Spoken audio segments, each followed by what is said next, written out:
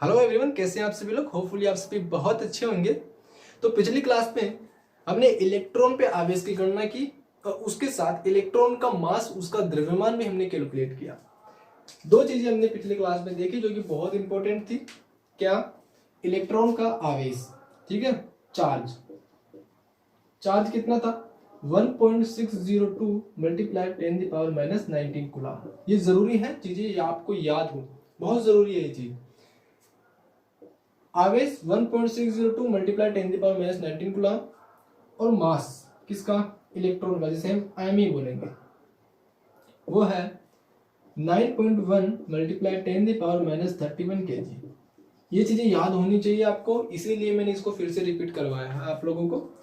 और आज की क्लास में हम केनाल किरण प्रयोग को अंजाम देने वाले हैं। केनाल किरण प्रयोग से हम परमाणु में एक पॉजिटिवली चार्ज पार्टिकल की खोज करेंगे जिसे हम प्रोटॉन कहेंगे। केनाल किरण प्रयोग को गोल्डस्टीन नाम का एक साइंटिस्ट है। कौन? गोल्डस्टीन नाम का साइंटिस्ट, जिन्होंने केनाल किरण प्रयोग किया। अब जो केनाल किरण प्रयोग है, इसमें एक सिस्टम मैंने आपसे यहाँ पे बनाया है। ये बिल्कुल एज ए वैसा सा ही है जैसा कैथोड किरण प्रयोग में हमने पढ़ा था। वहां पर और यहाँ पर जो परिवर्तन आने वाला है वो कहां पे आएगा? देखिए, जो गोल्डस्टीन नाम का साइंटिस्ट है ना, ये हमेशा उल्टा सोचने वाला इंसान था। इसी वजह से जो जे जे थॉमसन ने जिस प्रकार से कैथोड रेज किरण प्रयोग किया, इसने उसका उल्टा यहां पर करके देखा कि भैया उल्टा करेंगे तो क्या होगा, है ना। तो इन्होंने क्या किया, जो कैथोड किरण प्रयोग में हमने देखा था एनोड जो है वो छिद्रित होगा और एनोड के पीछे की ओर जो कांच की ट्यूब, उसके अंदर की सरफेस में जेडनेस की कोटिंग थी।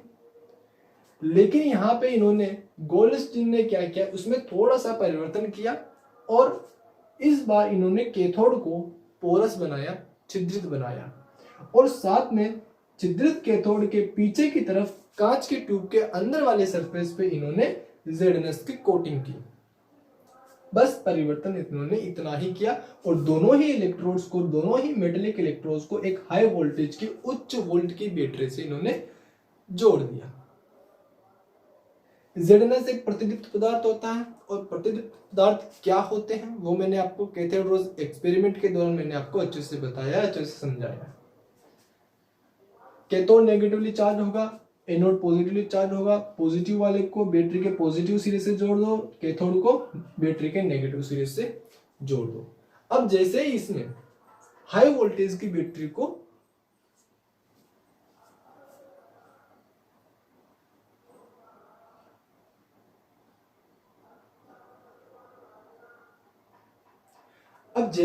हाई वोल्टेज की बैटरी से धारा प्रवाहित की जाती है, तो किन्होंने गोल्डस्टीन ने देखा कि इस बार एनोड की तरफ तो कुछ होने वाला नहीं है, लेकिन एनोड के सामने जो कैथोड भाग है, इस कैथोड के पीछे की तरफ हमने जेडनेस की कोटिंग लगा रखी है। इस जेडनेस की कोटिंग पे कुछ स्पेसिफिक भाग चमक रहे हैं और ये स्पेसिफिक भाग कौन से थे? जो पोर है, उन पोर के जस्ट पीछे वाला भाग जेडनेस का वो चमक रहा था। ऐसा क्यों? ऐसा इसलिए होता है, उसका कारण समझते हैं कि जैसे ही हाई वोल्टेज की बैटरी से धारा प्रवाहित की जाती है तो यहां से इलेक्ट्रॉन उत्सर्जित होते हैं जो कैथोड है उस वाले भाग से। ये हमने कैथोड किरण प्रयोग में भी देखा था। यहां से इलेक्ट्रॉन्स वैसा उत्सर्जित होंगे। इस वाले पार्ट में जो ट्यूब है, इस ट्यूब में ऑलरेडी क्या है? गैसेस के पार्टिकल्स हैं। गैस कोई सी भी हो सकती है, हाइड्रोजन, नाइट्रोजन, ऑक्सीजन, किसी भी प्रकार की गैस हो सकती है। यहां पे क्या है? प्लस गैस का पार्टिकल होगा। इस गैस के पार्टिकल से ये इलेक्ट्रॉन का पार्टिकल जाकर के गुनगुनाते हुए, दे बचीड़ का गाना बोलते हुए बचीड़ मारता है, यानी कि इससे जाकर के टकराता है। और जैसे ही टक्कर खाएगा, दोनों इलेक्ट्रॉन प्लस गैस का पार्टिकल्स आपस में जब टकराएंगे तो एक ऊर्जा उत्सर्जित होगी और उस ऊर्जा जो उत्सर्जित हुई है, उस ऊर्जा को कौन लेगा? गैस का पार्टिकल। और गैस का पार्टिकल जिस ऊर्जा को लेगा, उस ऊर्जा को वो किस में कन्वर्ट कर लेगा? आयोनाइजेशन एनर्जी के अंदर। जिससे क्या होगा, जो गैस का पार्टिकल है वो एनर्जी लेकर के G+ में कन्वर्ट होगा, साथ में प्लस इलेक्ट्रॉन में कन्वर्ट हो जाएगा। जो ऊर्जा उत्सर्जित हुई थी, जिस ऊर्जा को जी ने लिया, गैस के पार्टिकल ने लिया, वो ऊर्जा कौन सी है? बेसिकली आयोनाइजेशनल एनर्जी है, जिसकी वजह से एक इलेक्ट्रॉन गैस के पार्टिकल से बाहर निकल गया, परमाणु से बाहर निकल गया। और ये इलेक्ट्रॉन फर्दर आगे मूव करेगा। ये नेगेटिवली चार्ज है, पॉजिटिवली चार्ज है, दोनों आपस में एक दूसरे को अट्रैक्ट करेंगे, तो इलेक्ट्रॉन किस तरफ भागेगा? एनोड की तरफ भागेगा। अब जो गैस की कहानी है वो क्या बनेगा? ये G+ जो है हमारा G+, अगर ये आगे की ओर मूव करता है तो पॉजिटिव चार्ज आपस में एक दूसरे को रिपेल करेंगे, यानी कि गैस का पार्टिकल इस तरफ जा ही नहीं पाएगा। तो ये क्या कहेगा कि नहीं भैया, थोड़ा सा और स्टेबिलिटी तो मेरे में है नहीं, मैं घूमता हूं इधर जाकर के देखता हूं क्या कोई मेरे को एक्सेप्ट करने वाला है। तो इधर जैसे ही जाएगा तो वैसा इधर कौन है? नेगेटिवली चार्ज पार्टिकल है, और negatively charge particle positively charge particle को अपनी ओर आकर्षित करेगा। क्या करेगा? अपनी ओर आकर्षित करेगा। तो गैस का जो पार्टिकल है जो कि पॉजिटिवली चार्ज है, आयनिक है, आयनाइज्ड है, वो पार्टिकल कैथोड की ओर मूव करेगा। ऐसा सिर्फ एक पार्टिकल नहीं है, ऐसे बहुत सारे गैस के पार्टिकल्स हैं इस वाले भाग में जो कि आयनाइज्ड होकर के बैठे हैं अंदर। ये सारे के सारे आयनाइज्ड गैस के पार्टिकल्स किस ओर मूव करेंगे? कैथोड की तरफ। बोलो करेंगे कि नहीं करेंगे? ऐसे में कुछ पार्टिकल्स तो कैथोड के जाकर के टकराएंगे जहां पे पोर नहीं है, और कुछ पार्टिकल्स जैसे कि G+ है, इस प्रकार के पार्टिकल्स कुछ होंगे जो कि सीधे निकल करके पोर से ZnS की कोटिंग पे जाकर टकराएंगे, और उनकी टक्कर से क्या होगा? फिर वहां पर एक चमक पैदा होगी। कहां पर? ZnS की कोटिंग पर। तो यह कारण रहा, जब इलेक्ट्रिसिटी प्रवाहित करवाई जाती है तो उस समय कुछ पार्टिकल्स जो हैं गैस के आयनाइज्ड होते हैं, वो आयनाइज्ड पार्टिकल्स जाकर के ZnS की कोटिंग पे हिट करते हैं और वहां पर चमक पैदा होती है। ये जो आयनित गैस के पार्टिकल्स हैं, आयनित गैस के परमाणु हैं, इनको ही क्या कहा गया? केनाल किरणें। इन्हीं को बेसिकली क्या कहा गया? केनाल किरणें। केनाल किरणें किन्हें कहा गया? गैस के आयनित पार्टिकल्स को, गैस के आयनित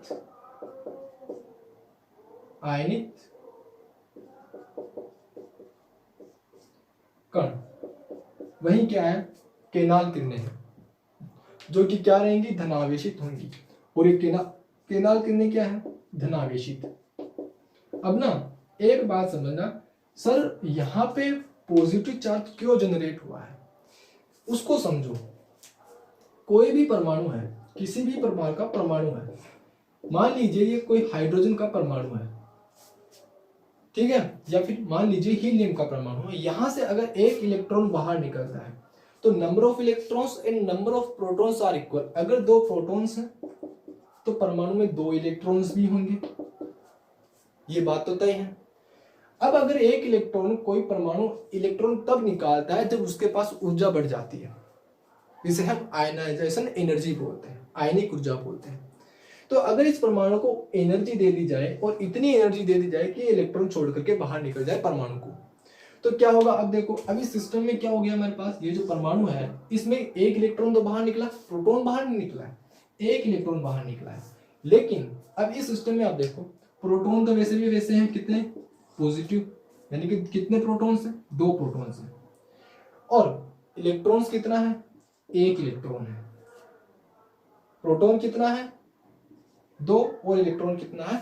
1। जब ऊर्जा प्राप्त की गैस के परमाणु ने उस समय, किसी भी परमाणु ने उस समय, तो यहाँ पे देखो 1 इलेक्ट्रॉन और इधर क्या है? 2 परमाणु, यानी कि 2 प्रोटॉन। 1 प्रोटॉन एक्स्ट्रा है, इसी वजह से क्या आ गया? इस हीलियम के जो परमाणु है उस पे 1 पॉजिटिव चार्ज आ गया, 1 धनावेश आ गया, क्योंकि प्रोटॉन धनावेशित होता है बेटा। इसका मतलब है कि इलेक्ट्रॉन से 1 प्रोटॉन अधिक है किसी भी परमाणु में, या फिर इसका मतलब ये होता है।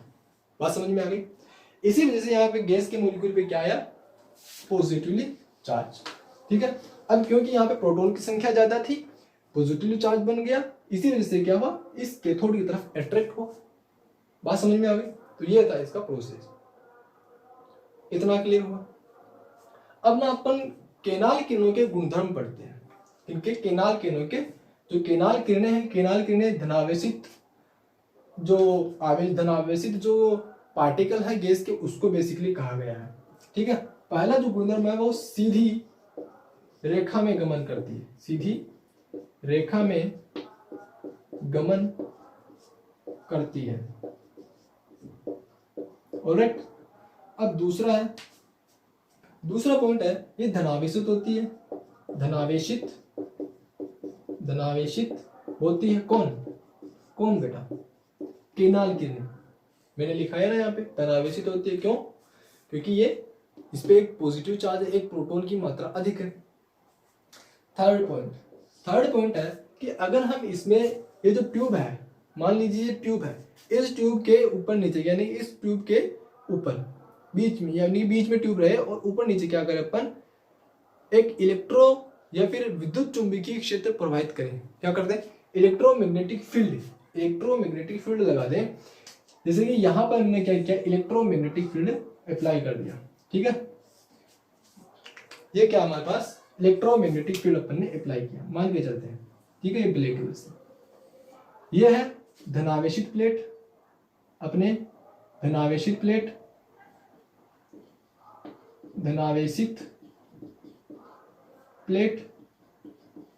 और ये है अपने ऋणावेशित प्लेट। अब जैसे ही हम इलेक्ट्रोमैग्नेटिक फील्ड अप्लाई करेंगे, ये तो हो गया अपना नेगेटिवली चार्ज, और ये अंदर का जो इन्वायरमेंट है वो क्या, धनावेशित है। गैसेस के पार्टिकल्स क्या है, धनावेशित है।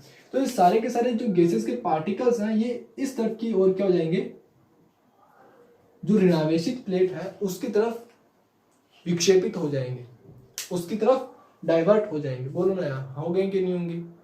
सर बात तो सही है। यानी कि धनावेशित जो कण है, ये ऋणावेशित कण के, क्योंकि दोनों एक दूसरे को अट्रैक्ट करेंगे ना, अपोजिट चार्ज है, इसीलिए अगर सिमिलर चार्ज है तो ये दोनों एक दूसरे को रिपेल करेंगे। तो इस वाले एरिया में गैसेस के जो आयनाइज्ड गैसेस के पार्टिकल्स हैं उनकी कमी रहेंगी, और इस वाले एरिया में आयनाइज्ड गैसेस के पार्टिकल्स की भरमार रहेंगी। ये इस तरफ विचलित हो जाएंगे, ऋणावेशित प्लेट की तरफ। ठीक है, तो क्या लिखेंगे आप पॉइंट? थर्ड पॉइंट है विद्युत चुंबकीय क्षेत्र लगाने पर केनाल किरणें ऋणावेशित प्लेट की ओर विक्षेपित हो जाती है। किरणें ऋणावेशित प्लेट की ओर विक्षेपित हो जाती है। फटाफट से इसको नोट करें, फिर नेक्स्ट वाले पॉइंट पे चलते हैं, रफ करेंगे इसको। देखिए कर देंगे, चलो चलिए। इसका जो फोर्थ पॉइंट आएगा, फोर्थ पॉइंट क्या है, देखिए समझना। हमने कैथोड किरण प्रयोग पढ़ते समय ये कहा था कि अगर हम इलेक्ट्रोडों को चेंज करते हैं, यानी कि मेटल, इन इलेक्ट्रोड्स की मेटल को हम चेंज करते हैं। मान लीजिए पहले मेटल ए के इलेक्ट्रोड्स लिए, अब हम बी के इलेक्ट्रोड्स ले रहे हैं, फिर सी के इलेक्ट्रोड्स ले रहे हैं। तो कैथोड किरणें इन मेटेलिक इलेक्ट्रोड्स को परिवर्तित करने पे कैथोड किरणों पे कोई फर्क नहीं पड़ता। बिल्कुल सिमिलर इसी प्रकार से यहाँ पे भी होने वाला है कि अगर हम इलेक्ट्रोड्स की धातुओं को चेंज करें तो उसके केनाल किरणों में कोई परिवर्तन नहीं आएगा। क्या है फोर्थ पॉइंट? धातु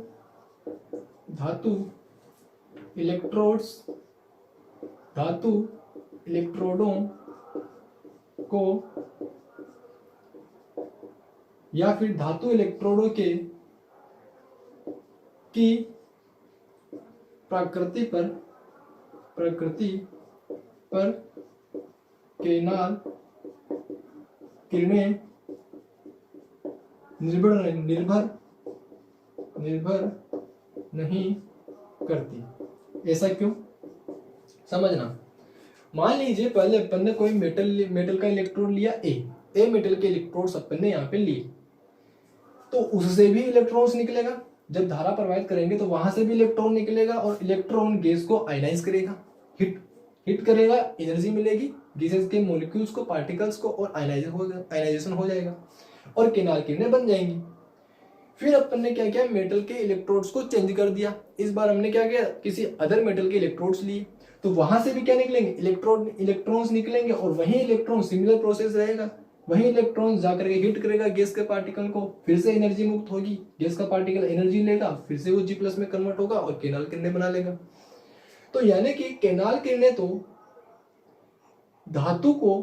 धातु के इलेक्ट्रोडों को परिवर्तित करने पे उस पर कोई फर्क नहीं पड़ रहा, और जैसे हैं वैसे ही बनी रहेंगी।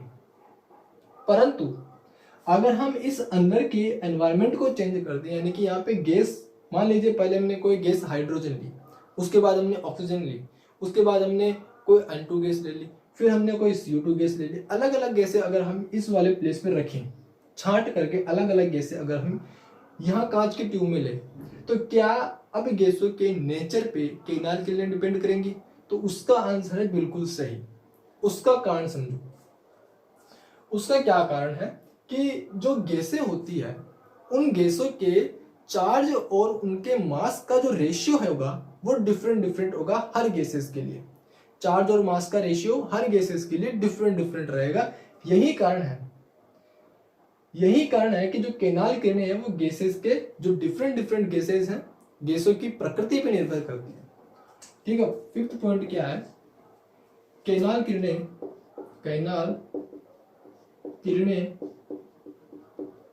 गैस की प्रकृति पर निर्भर करती है।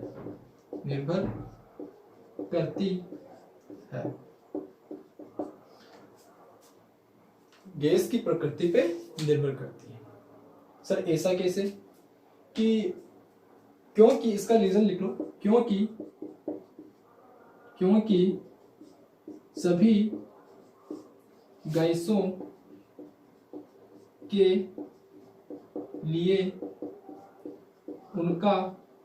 के लिए उनके आवेश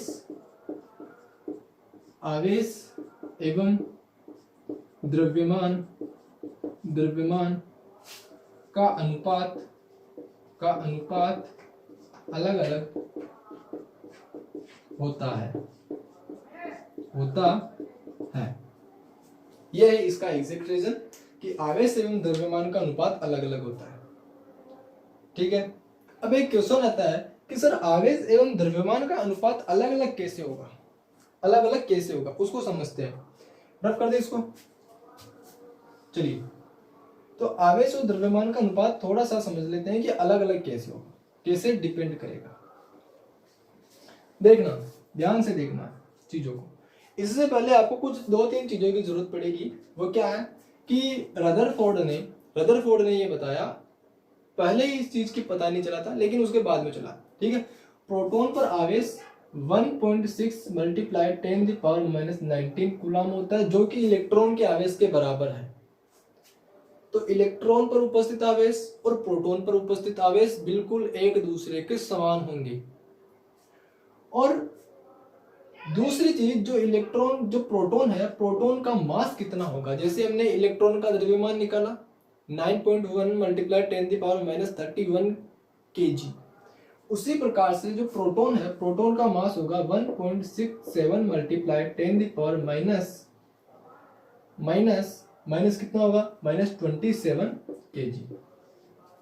इसको आप ग्राम में कन्वर्ट कर सकते हो, 1.67 ×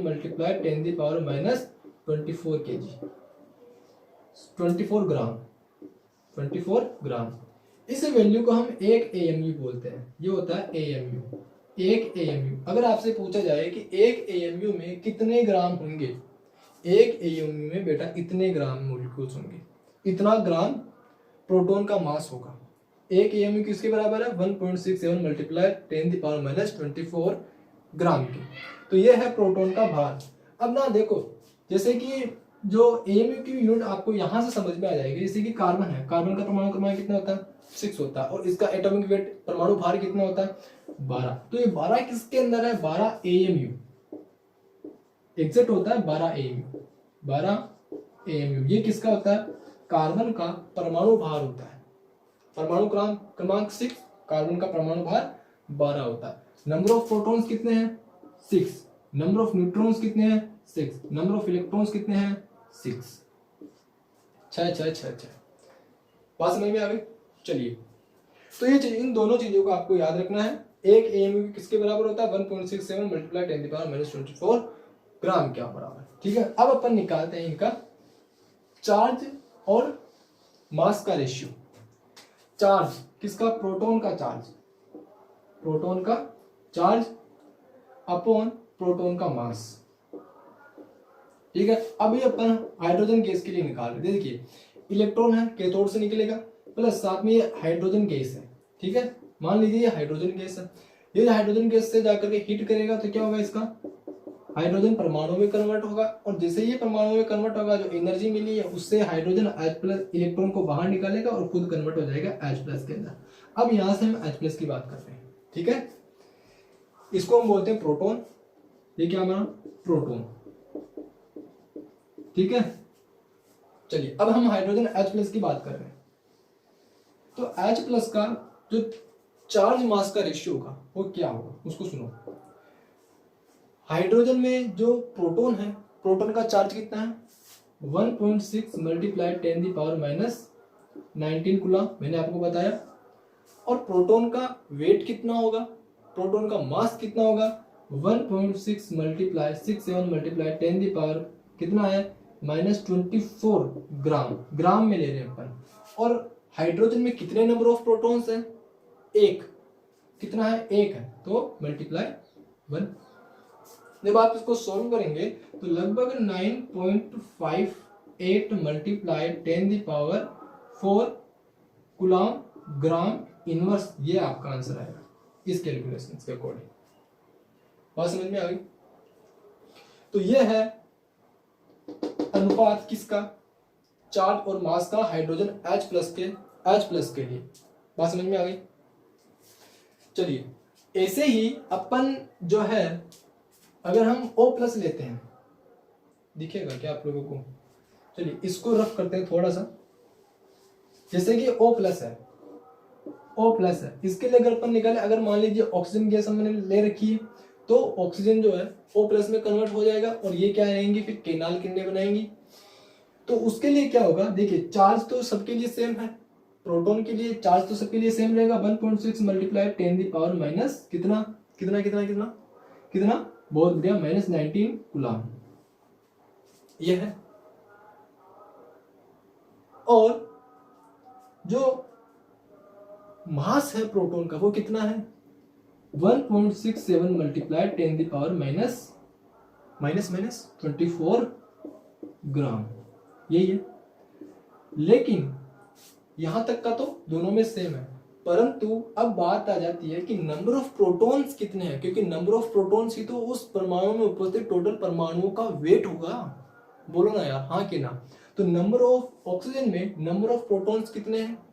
जितना उसका परमाणु नंबर है उसके बराबर कितना है? 8 है। परमाणु क्रमांक कितना ऑक्सीजन का? 8 है, यानी कि 8 कितने हैं प्रोटॉन्स किसमें है? आपके इसमें है। तो अब बताओ, कैलकुलेशंस करेंगे तो यहाँ का रिजल्ट अलग आएगा या फिर यहाँ का रिजल्ट सेम आएगा? दोनों का अलग अलग रिजल्ट आएगा, यानी कि दोनों का जो चार्ज मास का रेशियो है वो डिफरेंट होगा। और यही कारण है कि जो केनाल किरणें हैं वो डिपेंड करती है यहाँ पर उपस्थित गैस हम कौन सी ले रहे हैं।